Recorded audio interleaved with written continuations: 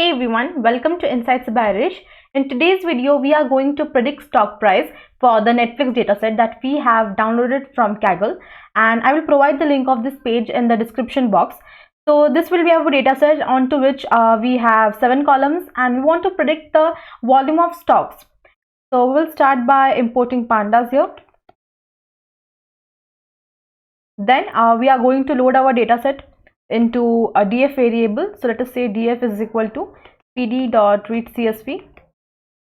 Here I will provide the path, and let us try to check the dimension of our dataset first. So this dataset consists of 1009 rows. We'll try to display that. So this is our dataset, which consists of date, the opening value, maximum value, low, close, adjacent close, and volume. The last column, that is the volume column, is what we want to predict, and we don't require this date column here, so we will just drop that. Let me write dropping unwanted columns. So here we are going to drop this date column. I will say df.drop columns is equal to date, and we are going to say in place is equal to true in order to make this changes permanent. Let us again try to display our dataset using the head method. So this is what we have. Then the next thing that we want to do is we will check if this particular dataset consists of any null values or not. So the next thing is checking null values. So we will say df.isNA.sum, and this particular dataset doesn't consist of any null value, which is a very good thing. So after this, the next thing that we want to do is we will just do some statistical analysis here to check whether this dataset consists of outliers or not. So for that, we will just say df.describe first. So here, to know that whether your dataset consists of outliers or not, just try to compare the 75% value and the maximum value. If there's a drastic difference between both of that, then you can conclude that your particular column consists of outliers. So when you take a look at open column, the 75% value is 509 and the maximum is 692. So not that drastically different. So every column is somewhat similar, but there is a somewhat high difference between the high column. So we'll try to just check manually now whether it consists of outliers or not using the C1 box plot. So we will import, let me write here, detecting outliers. And here we are going to make use of C1. So import C1 as SNS. And we are going to use the sns.boxplot method, and here I will provide the column in which I want to check for outliers. So first will be open column. Let us try to do that. As you can see, this particular column open doesn't consist of any outliers, as we cannot find any circular patterns above the upper fence and below the lower fence. So the next column that we want to check for is the high column. We'll just change the name from open to high, and let us try to see. So again, this particular column also doesn't consist of any outliers. So the next column that we want to check for is low. Let us say low. Even this column doesn't consist of any outliers, and the last column that we want to check is adjacent close. So adjacent close. Oh, okay, first for close. This column as well doesn't consist of any outliers, and the last column is adjacent close. Let's run that. My bad. Even this column doesn't have any outliers. So basically, this particular data set doesn't consist any null values and also doesn't have any outliers. So after that, we are going to do some exploratory data analysis to find some patterns and draw some insights from our data set. So let me give the heading as EDA, Exploratory Data Analysis. So here I am going to import a library called plot. So I will say from dataprep.eda I am going to import plot. Let's run that. And here in this plot method, I will pass our entire data set, which is stored in df variable. So when you use this method, it will give you the plot for every column present in your data set. So when you take the look at your frequency, you can see the highest frequency is somewhere at 350 for the open. For high, it's somewhere between again 350 and then followed by somewhere 550. You can even take your cursor onto that particular bin and check for the value. So here the highest frequency for the open column is the bin starting from 362 through 371, and the frequency is 64, which means you have 64 such instances or rows into your data set. Then for your high column, the highest frequency is from 358 to 367.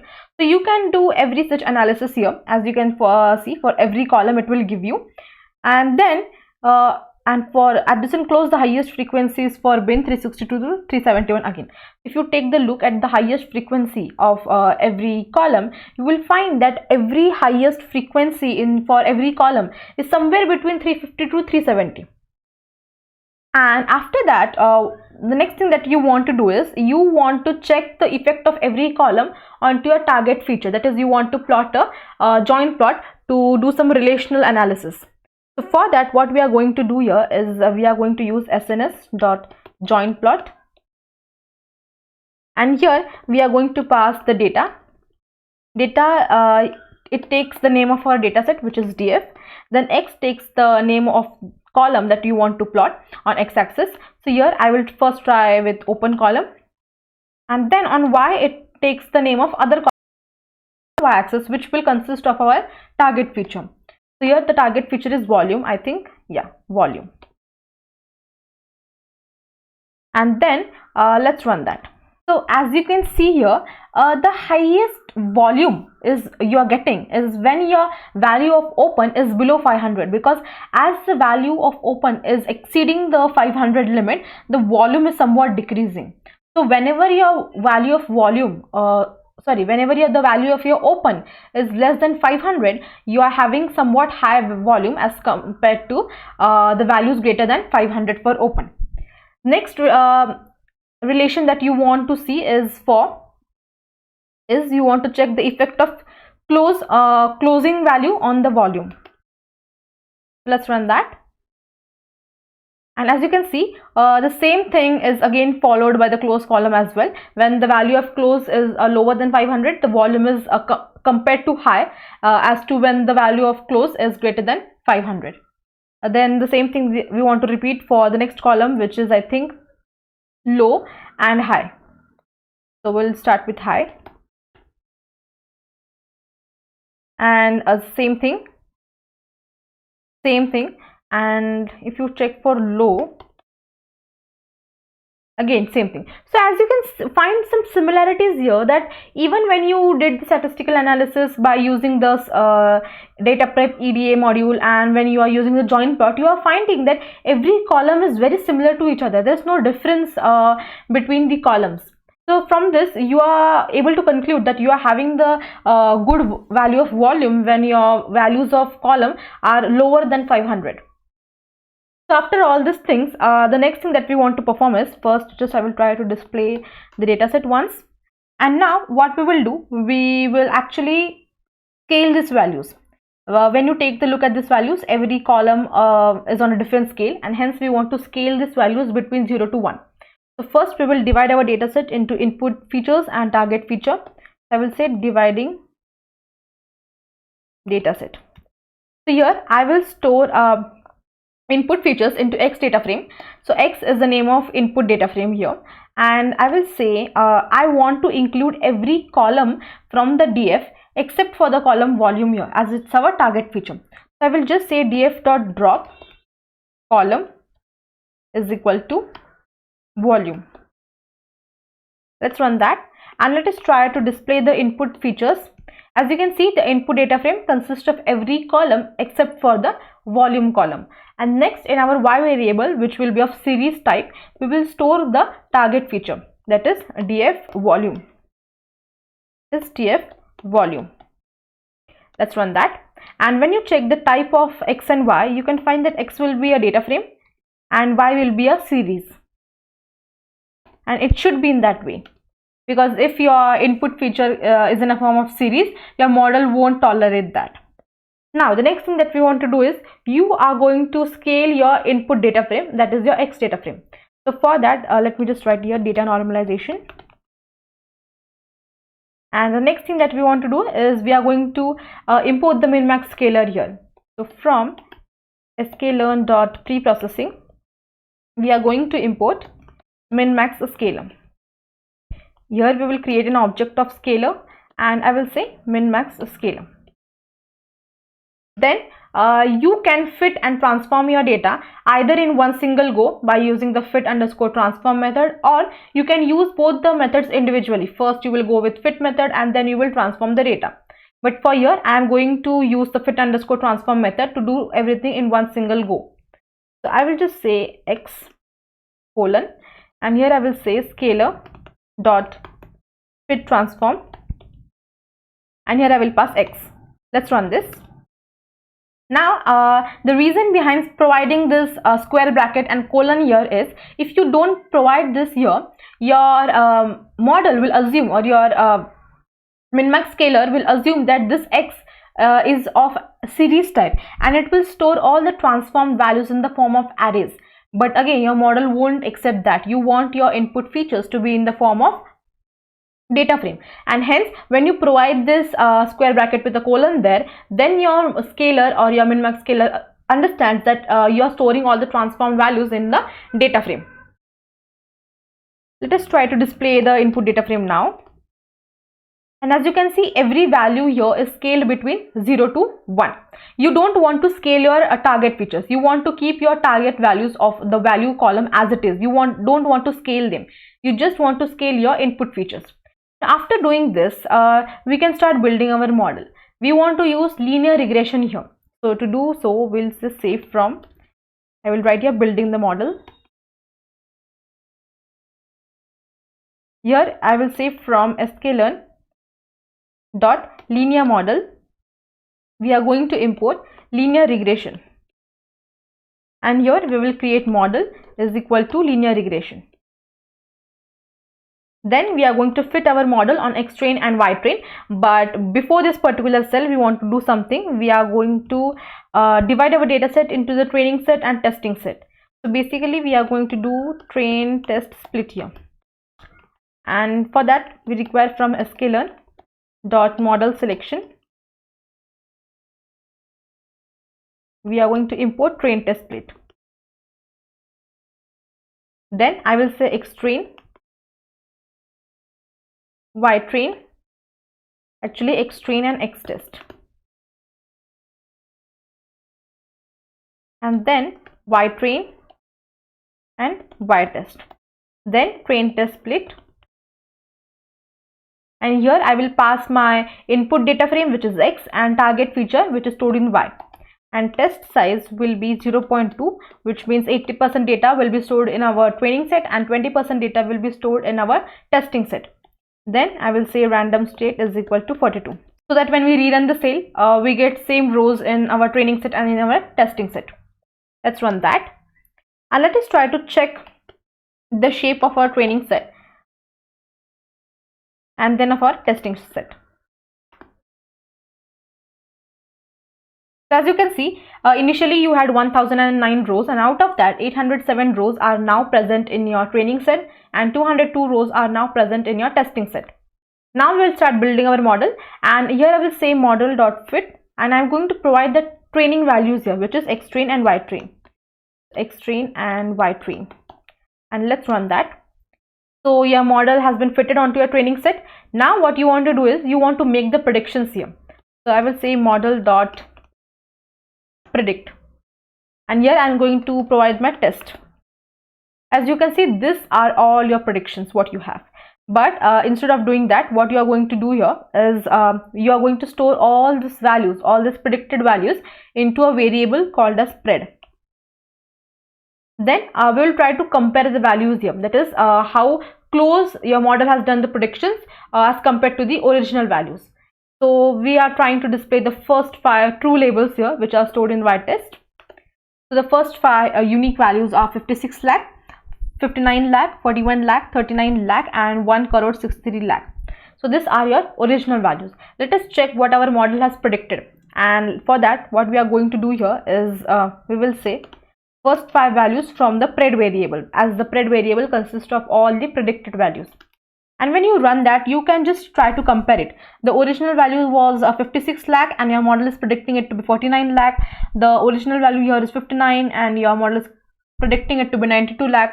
Then the last value was 1 crore 63 lakh and your model is predicting it to be somewhat around 92 lakh.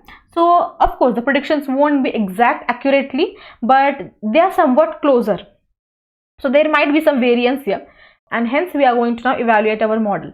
Now there are multiple techniques of evaluating your model in linear regression, and we are going to use 3 of them. That's the popular one: mean squared error, mean absolute error and root mean squared error. So first we will start with mean squared error and mean absolute error. So from, let me write here evaluation,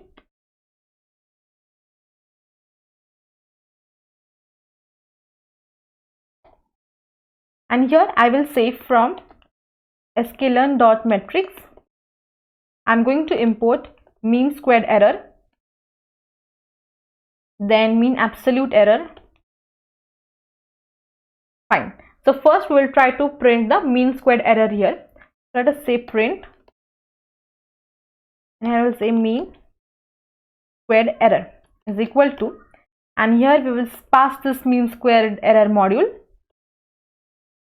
and it takes 2 values. First are your actual values that are stored in a y-test, and second are your predicted values which are stored in pred. So let's run that. As you can see, this is your mean squared error, and then you want to check for your mean absolute error here. So you will say print mean absolute error. So here I will again say mean absolute error, and it again takes 2 similar values. First is y-test and then pred. So this is your mean absolute error, and then you will try to print the main that is the popular evaluation metric, that is root mean squared error, and we don't have any direct function for that. We need numpy for that. So it's basically the root of mean squared error. So we will import numpy first, and then here I will say print root mean squared error, which will take np dot square root of mean squared error, and it will take y-test and pred. Let's run that. So our root mean squared error is this. Now this is what you have evaluated your original model that you created or you built. We will try some regularization here. We are going to try 2 types of regularization here: the lasso regression and the ridge regression. So we'll start with lasso regression first. So let me write here lasso regularization or regression, anything. So we will just visit the lasso regression official documentation of sklearn scikit-learn, and you will get your official documentation here if you want to check for the hyperparameters.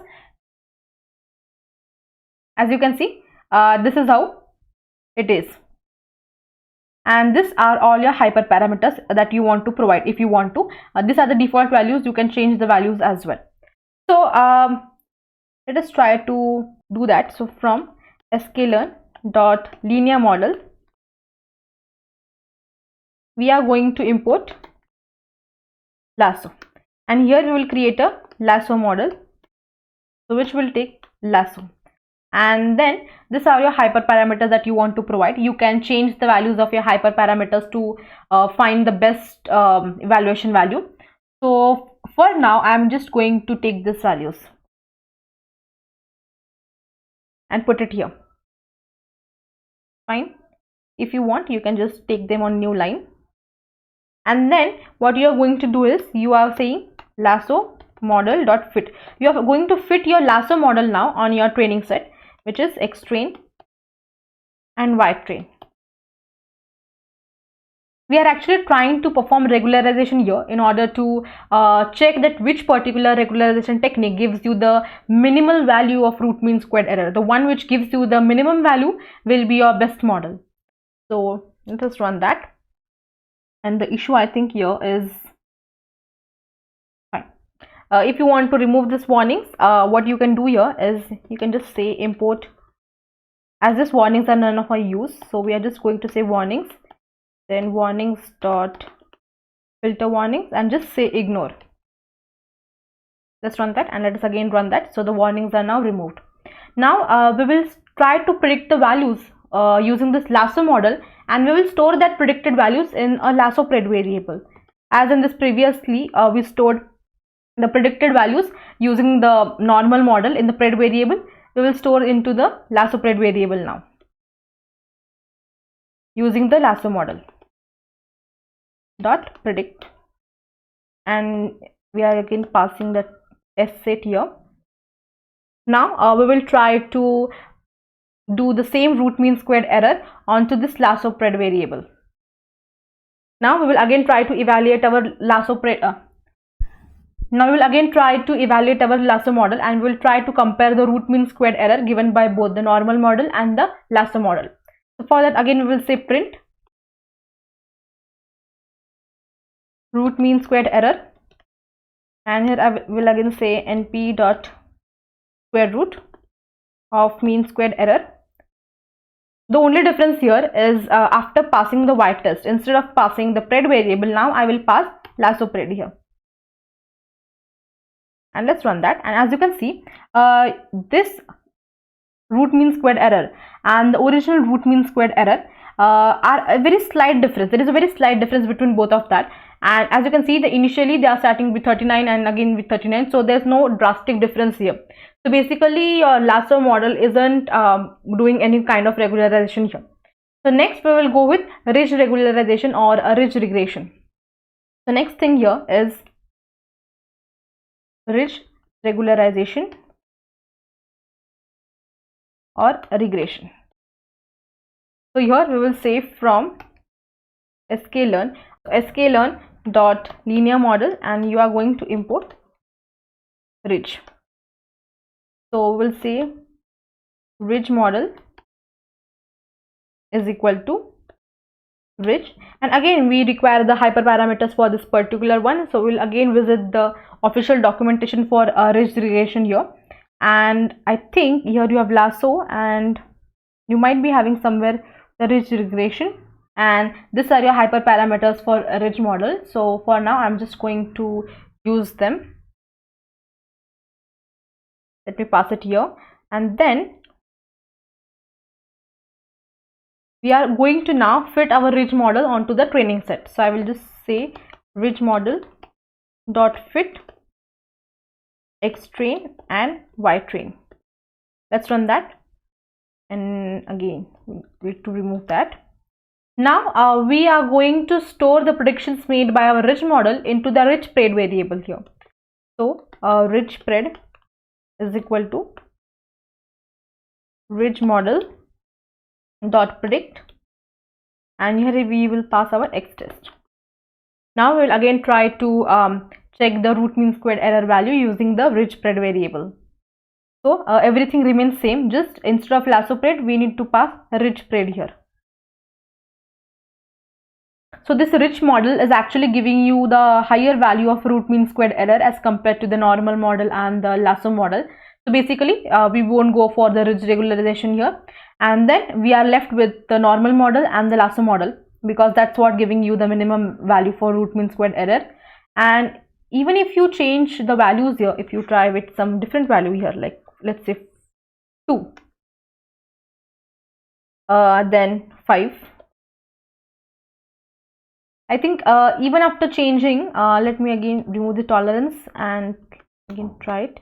Even after changing the values of hyperparameters, you are still left with the same root mean squared error value, which means no regularization technique here is efficient, and you need to go ahead with your normal model that you have built. So the root mean squared error value using the normal model is this. So you have successfully predicted the Netflix stock prices here, and you have also evaluated your model, and the predictions that you have made are closer to your actual predictions. So that's it for the video. Thanks for watching.